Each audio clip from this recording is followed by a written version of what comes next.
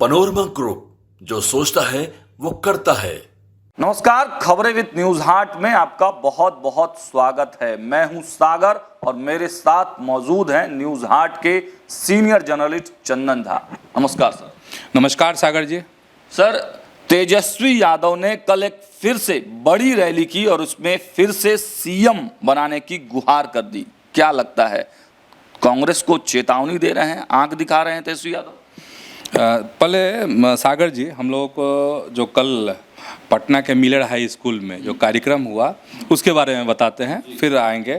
कल पटना के Miller high school में अति पिछड़ा जगाओ तेजस्वी सरकार बनाओ, कार्यक्रम का नाम ही है कि तेजस्वी सरकार बनाओ, ठीक है। तो उस कार्यक्रम में जिस तरीके से तेजस्वी यादव ने अपील की और जो बातें रखी, पहले उसको भी समझना पड़ेगा हम लोगों को, फिर इसके क्या मायने निकलते हैं वह हम लोग दर्शकों को बताएंगे। और तेजस्वी यादव ने जो कहा वो ध्यान देने वाली बात है। सबसे बड़ी बात उन्होंने कही कि देखिए किस तरीके से हम लोगों ने नीतीश कुमार को 2015 में मुख्यमंत्री बनवाया, 2021-22 में भी हमने सीएम बनवाया, अपने संबोधन में तेजस्वी यादव कहते हैं। लेकिन अभी जो है बीजेपी वाले क्या कर रखे हैं, बीजेपी वाले नीतीश कुमार को हाईजैक कर रखे हैं। इसके बाद तेजस्वी यादव का अंदाज बदल गया, वो नीतीश कुमार का नकल करने लगे, हाँ मिमिक्री करने लगे और खूब सुनाए। मतलब एक अलग अंदाज जो था, नकल के अंदाज में तेजस्वी यादव ने कहा, नीतीश कुमार को कहा कि मुख्यमंत्री हाईजैक हैं, इसीलिए बीजेपी नेताओं के कार्यक्रमों के मंचों से कहते रहते हैं कि अब गड़बड़ नहीं करूंगा, आपके साथ ही रहूंगा। हाथ दिखाकर नेताओं की ओर इशारा करते हैं, कहते हैं इनकी वजह से सब कुछ हुआ था। पिछले दिन ललन सिंह मधुबनी में जो कार्यक्रम हुआ जिसमें पीएम आए थे, उस तरफ इशारा कर रहे थे तेजस्वी यादव नीतीश कुमार की तरफ। तो ये बात हो गई। और तेजस्वी यादव जो है यह भी कह रहे थे कि बीजेपी और जदयू की जो है सेटिंग हो गई है, चुनाव के बाद जो है नीतीश कुमार को सीएम नहीं बनने दिया जाएगा। ये सब तमाम बातें कर रहे थे। अब सवाल वो है जो सागर जी पूछ रहे हैं कि क्या जिस तरीके से उन्होंने फिर अपील की है तेजस्वी यादव ने सीएम को लेकर कि हमको सीएम बनाइए, और कार्यक्रम का नाम ही कुछ ऐसा था, बता ही दिए हैं दर्शकों से कि कौन सा कार्यक्रम कल, जगाओ तेजस्वी सरकार बनाओ, ठीक है।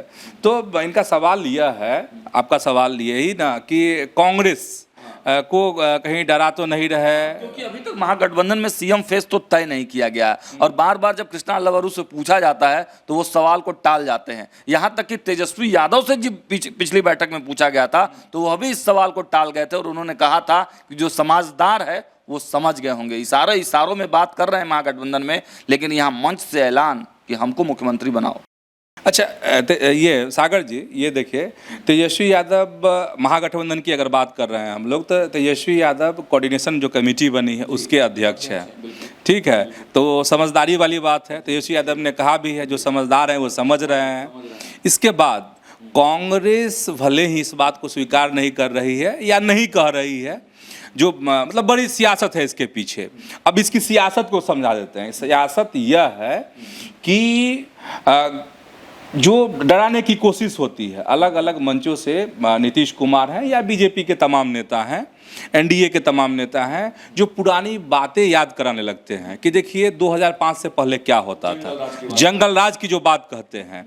मतलब यह है कि ये मतलब जिस तरीके से लालू प्रसाद को निशाने पे लिया जाता है, उसी तरीके से तेजस्वी यादव को भी निशाने पे लिया जाएगा। जब चुनावी समर शुरू होगा, जब सभाएं इस तरह की सजेगी अलग अलग जगहों पे, तो एनडीए के नेताओं के द्वारा भरपूर समझाने की कोशिश की जाएगी, कन्विंस करने की कोशिश की जाएगी जनता को, वोटर को, और वो दिन याद दिलाए जाएंगे। तो कांग्रेस की यह सोच है, जो कांग्रेस को समझते हैं उन लोगों का कहना है कि कांग्रेस की यह सोच है कि ऐसी परिस्थिति इस बार पैदा ही ना होने दें। मतलब लालू परिवार को पर्दे के पीछे रखा जाए। इसीलिए कांग्रेस जो है इसीलिए यह चाह रही है कि चुनाव के बाद तय हो परिणाम, हाँ हाँ, चुनाव के बाद, ताकि फायर रेंज में नहीं लिया जाए तेजस्वी यादव को। डायरेक्ट प्रहार जो होता है, एक सवर्ण विरोधी होने का भी जो तमगा लगा हुआ है, क्या उसके लिए भी? हाँ, उसके लिए भी कह सकते हैं, लेकिन तेजस्वी यादव तो एक अलग फैक्टर तैयार कर रहे हैं। A to Z वाला फैक्टर है। A to Z वाला फैक्टर सागर जी कई जगह दिखेगा। दिखेगा। भूमिहार के, जैसे मुन्ना शुक्ला की पत्नी अनु शुक्ला की चर्चा है चुनाव लड़ने की लालगंज से, और आप इधर देख लीजिए लखीसराय में है, विजय सिन्हा के खिलाफ में सूरजभान के परिवार के लोगों को उतारने की तैयारी है। हम लोगों ने कल ही कार्यक्रम में कहा है, अलग कार्यक्रम में। तो और भी ऐसी सीटें हैं, कई ऐसी सीटें हैं। सूर्यगढ़ा की भी चर्चा हो रही है कि वहाँ भी किसी भूमिहार को उतारा जाएगा, हाँ, वो आरजेडी के द्वारा। तो कहने का ये है कि जो सवर्ण वोट है उसको भी अपने पाले में करने की कोशिश होगी। अब कामयाबी कितनी मिलेगी वो तो वक्त बताएगा। तो कांग्रेस, हम लोग उस पे आ जाते हैं। कांग्रेस जो है, कांग्रेस की भी एक बड़ी चाल है। इसमें कहीं ना कहीं आरजेडी को फायदा ही मिल सकता है, ऐसी कांग्रेस की कल्पना है। जो उनके रणनीतिकार हैं उनको ऐसा लगता है कि यह हो सकता है। तो कांग्रेस कह रही है कि चुनाव के बाद हम देखेंगे कि कौन सीएम फेस होगा। हाँ, इसके बाद हम एक और बात इसमें कह देना चाहते हैं सागर जी, फिर आते हैं आपकी बातों पर। इसके बाद क्या है, पिछले दिन भाकपा माले की जो सबसे टॉप लीडरशिप है, दीपांकर भट्टाचार्य ने क्या बात कही थी। उन्होंने कहा था कि जो सबसे बड़ा दल होगा, चुनाव होंगे, उसके जो नतीजे आएंगे, परिणाम आएंगे, और उसमें जो बड़ा दल होगा वह सीएम फेस होगा। तो एकदम स्पष्ट है कि क्या है, कौन होगा। आरजेडी सबसे ज़्यादा सीटों पर लड़ेगी, और स्वाभाविक है कि उनको सीटें भी ज़्यादा, हाँ, सबसे बड़ी पार्टी वही होगी। तो स्वाभाविक से बात, हाँ ठीक है, जब आरजेडी की बात आएगी तो सीएम फेस कौन होगा, तेजस्वी यादव होंगे।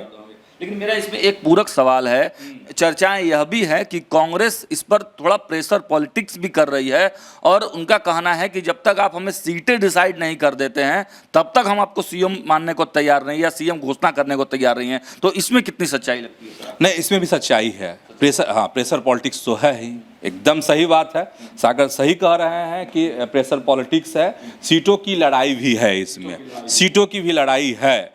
और सीटों की लड़ाई कहाँ नहीं है, सीटों की लड़ाई तो एनडीए में भी है। चिराग का सुर बदला हुआ है, नहीं, सुर बदला है ना, मतलब जातीय जनगणना पे इतना बड़ा सवाल मांग कर दी है, उन्होंने मांग की है, सवाल नहीं उठाया, उन्होंने मांग कर दी है कि जो आंकड़े आएंगे उसको सार्वजनिक नहीं किया जाए। बहुत छेड़ दिया है देश में, पूरे देश में एक नई बहस शुरू हो गई है आज से। चलिए सागर, अब अगला सवाल टॉपिक पे चलते हैं, जो कि सर इसी से रिलेटेड टॉपिक है। आज महागठबंधन की तीसरी बैठक होने जा रही है पटना में, दीघा आसियाना रोड है, वहां पर ये बैठक होने जा रही है। तो पहले वाले से ही मैं कोरिलेट करके इस सवाल को आपसे पूछता हूं कि क्या आज ही वह दिन है जब ये तय हो जाएगा कि महागठबंधन में किसको कितनी सीटें मिलेंगी, और क्या आज ही मुख्यमंत्री का चेहरा भी एक तरह से तय कर लिया जाएगा या घोषणा कर दिया जाएगा? एनडीए के विजय रथ को रोकने के लिए 5 महारथियों के साथ आज प्लान बनने वाला है। अच्छा। और बड़ी मीटिंग है, तीसरी मीटिंग है महागठबंधन की। और एक मीटिंग तो आरजेडी के दफ्तर में हुई थी, पहली मीटिंग। दूसरी मीटिंग पिछले दिन कांग्रेस के यहाँ हुई थी। अच्छा, उपलब्धि की बात बता देते हैं। उपलब्धि की बात यही कि जब आरजेडी के दफ्तर में मीटिंग हुई तो उसमें कोऑर्डिनेशन कमेटी बनी, जिसके अध्यक्ष सर्वे सर्वा तेजस्वी यादव बने। लेकिन जो दूसरी मीटिंग हुई सदाकत आश्रम में, उसमें कोई ऐसे कोई फैसले नहीं हुए, क्योंकि पहलगांव में जो आतंकी हमला हुआ था उसको लेकर के वो समर्पित हो गया था करीब, हाँ, इस नहीं हो पाया कोई फैसला। तो जो आज की मीटिंग होने जा रही है सागर जी, वो बहुत बड़ी, हाँ, बहुत महत्वपूर्ण मीटिंग है। इसमें से यह है सागर कि चूंकि सारे दिग्गज इसमें रहेंगे, कृष्णा अल्लावरू भी शामिल होने वाले हैं, तेजस्वी यादव रहेंगे, और भी जो बड़े नेता हैं वाम दलों के वह भी इसमें रहेंगे। खास इसमें यह हो सकता है कि क्या कैसे किया जाए, मतलब जिलों में प्रखंड स्तर पे काम का बंटवारा इसमें कहा जा रहा है कि इसमें काम का बंटवारा होगा, रणनीतियां बनाई जाएंगी जो कि चुनाव कैसे हम लोग को फाइट करना है, कैसे एनडीए को पटकना है। तो कल मतलब आज की जो मीटिंग है वो बहुत महत्वपूर्ण मीटिंग है। हम सब की नज़र इस पर है कि क्या फैसले होते हैं, और सबकी नज़र इस बात पर भी है कि क्या आज की जो मीटिंग होने वाली है कुछ घंटों के बाद उसमें तेजस्वी यादव के चेहरे पर फैसला होता है या नहीं होता है। वैसे क्योंकि माले का भी कहना है चुनाव बाद, कांग्रेस की बड़ी सियासत को हमने आपको बता दिया है कि क्या सियासत है इसमें, क्यों सीएम फेस को आगे नहीं किया जा रहा है, और प्रेशर पॉलिटिक्स तो है ही इसमें शामिल। चंदन सर, इसमें मेरा एक सवाल यह भी है कि पहली ऐसी बैठक हो रही है सर जिसमें जिला अध्यक्ष, मतलब महागठबंधन के तमाम घटक दलों के जिला अध्यक्ष, जिला सचिव, प्रधान सचिव, विधायक, सांसद, एमएलसी, इन तमाम लोगों को बुलाया गया। एक बड़ी बैठक है। मतलब क्या संदेश क्या है एनडीए को, किसी भी कीमत पर जो लगातार एनडीए एक्शन मोड में है, क्या उसको देखते हुए रणनीति बनाई गई है? मुझे लगता है सागर, जानते हैं कि एनडीए को संदेश देने से ज़्यादा है कि इन लोगों का जो सुर बिगड़ा हुआ है उस सुर को ठीक करना। स्वाभाविक है जब सारे एक मंच पे बैठेंगे, विधायक भी होंगे, जिला अध्यक्ष भी होंगे, तो जो कोऑर्डिनेशन की बात हो रही है वो बेहतर कोऑर्डिनेशन हो। क्योंकि एनडीए में अगर कुछ चीज़ों को, कुछ बयानों को अगर आप इतर कर देते हैं, साइड कर देते हैं, तो आप देखेंगे कि एनडीए बहुत मजबूती के साथ अब मधुबनी का ही उदाहरण ले लीजिए। जब पीएम आए थे, चूंकि घटना इतनी बड़ी हो गई थी, आतंकी जो अटैक हो गया पहलगाम में, नहीं तो बाद बाकी आप समझ रहे हैं, ललन सिंह मॉनिटरिंग कर रहे थे, आपको सम्राट चौधरी, ललन सिंह, संजय झा मॉनिटरिंग कर रहे थे कि कैसे पीएम का कार्यक्रम होगा, इतने लोगों को जुटाना है। कार्यक्रम हुआ भी, भव्य कार्यक्रम हुआ, लेकिन माहौल थोड़ा गमगीन रहा, इसलिए जो चीज़ें और होनी चाहिए थी वो सामने नहीं आ पाई। तो उसी तरह का कोऑर्डिनेशन महागठबंधन में भी कोशिश है। इसीलिए सारे जो महत्वपूर्ण कड़ी हैं, महत्वपूर्ण कड़ी कौन, जो विधायक जीते हुए हैं वो महत्वपूर्ण कड़ी होते हैं, जिला अध्यक्ष महत्वपूर्ण होते हैं, सब लोगों को एक साथ बैठाया जा रहा है ताकि सुर में सुर एक सबका एक हो, सबके सुर को मिला दिया जाए। और सुर में सुर अगर मिलेगा तो परिणाम बेहतर आएगा, लेकिन सुर गड़बड़ाएगा भी, गड़बड़ाएगा। आपको नहीं लगता कि थोड़ा सा महागठबंधन लेट है? क्योंकि काफी दिन पहले एनडीए ये मान चुकी थी कि चुनाव न भाजपा लड़ेगी, न जदयू लड़ेगी, न कोई और दल लड़ेगा, एनडीए चुनाव लड़ेंगे, एनडीए के कार्यकर्ता कहलाएंगे। लेकिन अब महागठबंधन इतने लेट से ये तैयारी कर रहा है, थोड़ा सा लेट है आपको लगता है? हाँ, लेट तो है, और लेट ही नहीं है, खबरें भी बहुत तरह की चल रही हैं। अच्छा। हाँ, खबरें अब कहेंगे तो मुकेश सहनी को लेके, वह भी एक अहम हिस्सा है महागठबंधन के, लेकिन हाँ, लेकिन खबर तो यह भी है कि बीजेपी से बात चल रही है उनकी। ठीक है, तो ठीक है, इसी तरह से सियासत चलती है तो चलती है। और कांग्रेस का भी ये हो रहा है कि कहीं प्रशांत किशोर के तरफ तो कुछ नहीं हो जाए। बहुत तरह की बातें हैं, थोड़ा इंतजार करना पड़ेगा कि क्या होता है। आज की बैठक अहम है, बहुत बहुत बहुत अहम है, और यही नहीं, एनडीए के नेताओं की भी नज़र है, एनडीए के नेताओं के भी नजर है। तो चलिए अगले टॉपिक पे चलते हैं। अगला टॉपिक भी अब बिहार चुनाव से रिलेटेड ही है और काफी ज्यादा हंगामेदार भी है, क्योंकि बिहार की सियासत तो सर पहले ही से गर्म थी, लेकिन उसमें ओवैसी ने और ज्यादा आग में घी डालने का काम किया। उन्होंने सरकार के बारे में तो कहा ही, मोदी के बारे में कहा, जाहिर से बात है विपक्ष के लोग हैं तो सरकार पर सवाल उठाएंगे, लेकिन खासकर राजद और तेजस्वी यादव पर बड़ा निशाना साध दिया है ओवैसी ने। सर क्या कुछ मामला है? सागर जी, कितना गंभीर जख्म दिए थे तेजस्वी यादव उनको, लालू प्रसाद कितना बड़ा घाव दिए थे, और घाव जो है ना अब भरने का वक्त आ रहा है। ओवैसी की जो पार्टी है, ओवैसी जो है वो जख्म को अब भरना चाहते हैं, मौका आ गया है, इंतजार कर रहे थे, चाकू पिजा रहे थे। इनके प्रदेश अध्यक्ष अख्तरुल ईमान चाकू पिजा रहे थे ना कि हम बदला लेंगे, तब बदला लेने का वक्त आ गया है। और जिस तरीके से जो आक्रामकता अभी ओवैसी ने दिखाई है वो कह रहा है, वो सीन कह रहा है, वो तस्वीर कह रही है कि कुछ बड़ा होगा और जख्म को जरूर भरेंगे। कौन? तो ओवैसी।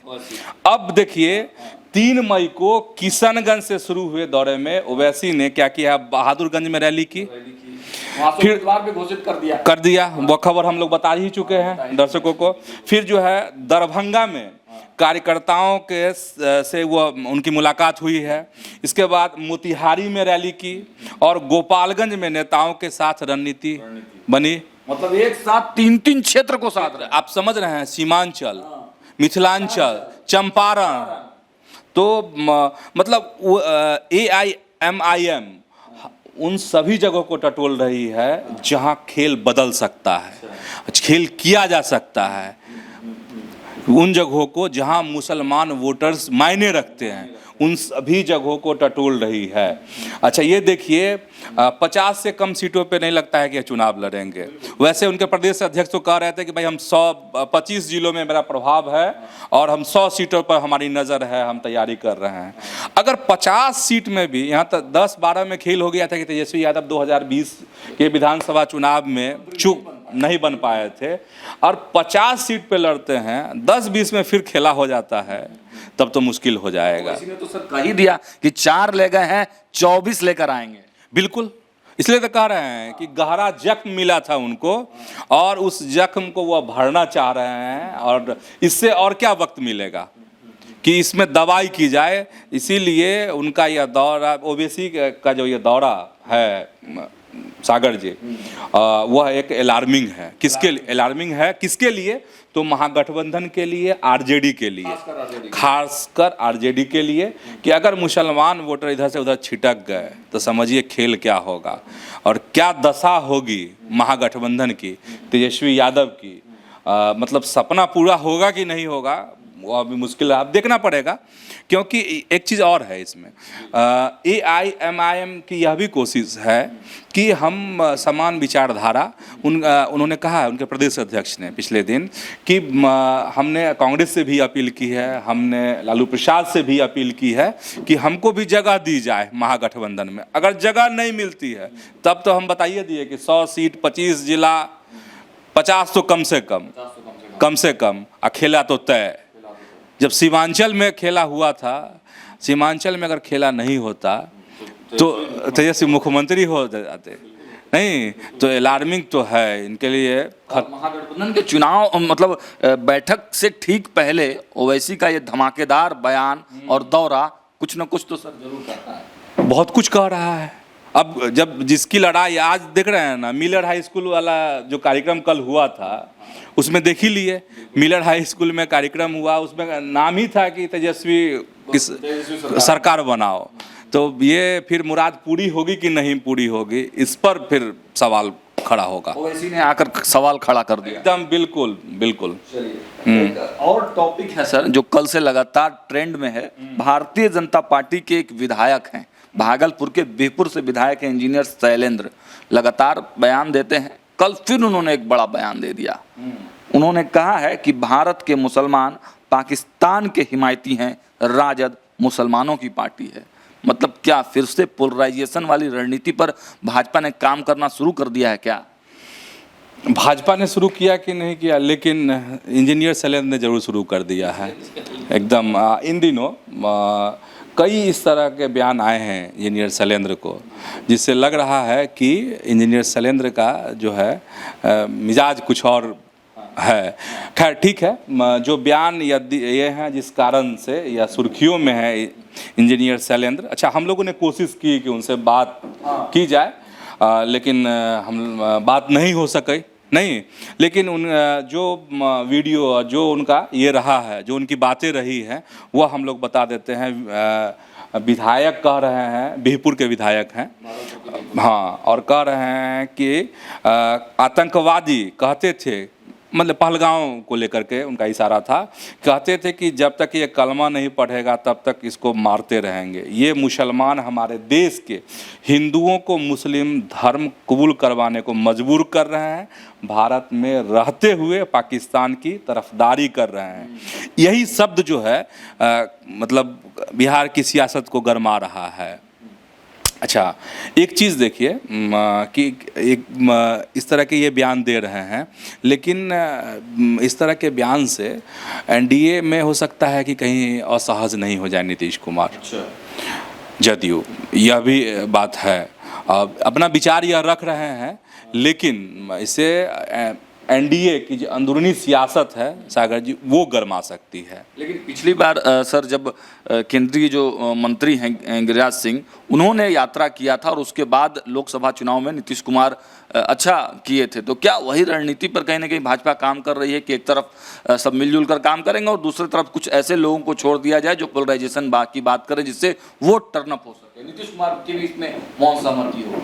नहीं, नीतीश कुमार की नहीं हो सकती। नीतीश कुमार की नहीं, हाँ, उनकी छवि अलग है। नीतीश कुमार का मन मिजाज अपना एक अलग है।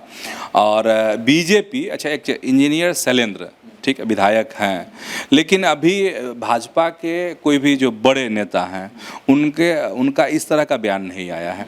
अच्छा, ये कह रहे हैं, इंजीनियर शैलेंद्र कह रहे हैं इसी कार्यक्रम में, इसी जगह पर, कि देखिए इतनी बड़ी घटना हो गई, आतंकी जो हमला हुआ पिछले दिन, उसको लेकर के किसी भी मुसलमान का दिल नहीं पसीजा, उन्होंने कोई मार्च नहीं निकाला। ये गलत बात है। कश्मीर में ही बहुत आगे आए हैं, सड़क पर उतरे हैं, उन्होंने विरोध किया है। बिहार में भी ऐसा है, सब लोग एक जैसे नहीं होते हैं। अब ये विधायक जी का अपना विचार हो सकता है। इसमें कहीं इनका अपना कद, जो पिछले दिनों इनका दर्द छलका था कि मंत्रालय में जगह नहीं मिला था, तो उस वजह से तो कहीं ये दर्द नहीं है कि एक फेस बने कम से कम हिंदुत्व का बिहार में? सागर जी, वो नहीं है। अब सबको अपना टिकट सुरक्षित करना है, सबको अपनी सीट सुरक्षित करनी है।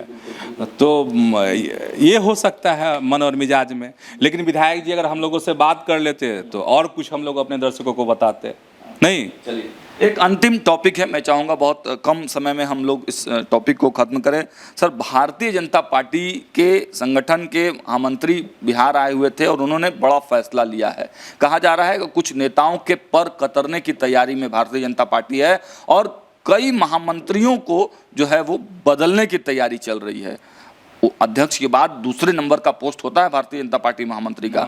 तो क्या मतलब एक बड़ी रणनीति पर भाजपा काम कर रही है? सागर जी, महामंत्री बहुत पावरफुल पद है उपाध्यक्ष की तुलना में।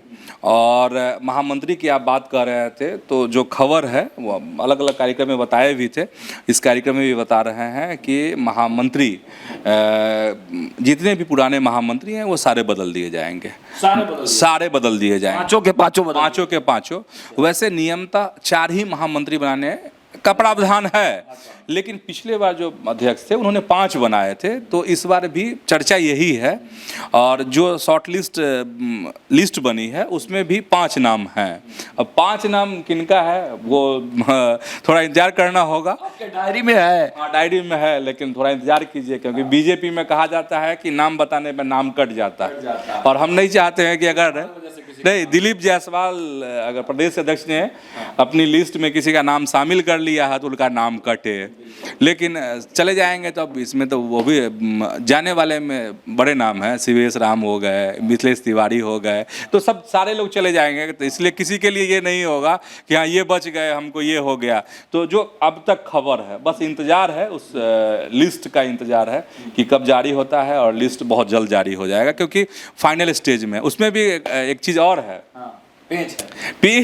पेज बताइए। पेज तो धर्म संकट है दिलीप जायसवाल के लिए। दिलीप जायसवाल के धर्म संकट यह है कि सम्राट चौधरी ने नाम दे दिए। अच्छा, हाँ, 4-5 नाम ये दे दिए, तो डिप्टी सीएम हो गया ये सम्राट चौधरी। तो इधर से आपको कौन, नित्यानंद राय। अच्छा। वो बोले क्या ये मेरे नाम।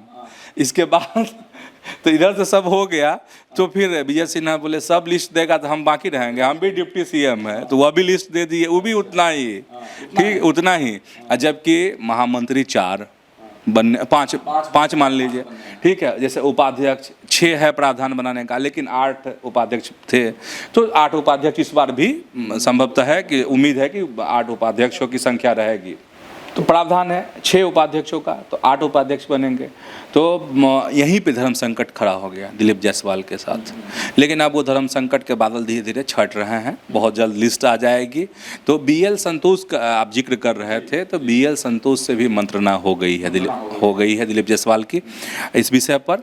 और एक चीज़ और है कि जो जातीय जनगणना को लेकर जो प्रेस कॉन्फ्रेंस हुई कल अलग अलग जिलों में, हाँ, तो ये सब आइडिया जो था वो BL संतोष का दिया हुआ आइडिया था। वही नहीं, जो 6 और 7 मई को बोध गया में जो प्रशिक्षण कार्यक्रम होने वाला है, हाँ, वर्कशॉप जो होने वाली है, कार्यशाला, जदयू की कार्यशाला, जिसमें नीतीश कुमार भी भाग लेंगे, संजय झा भी भाग लेंगे।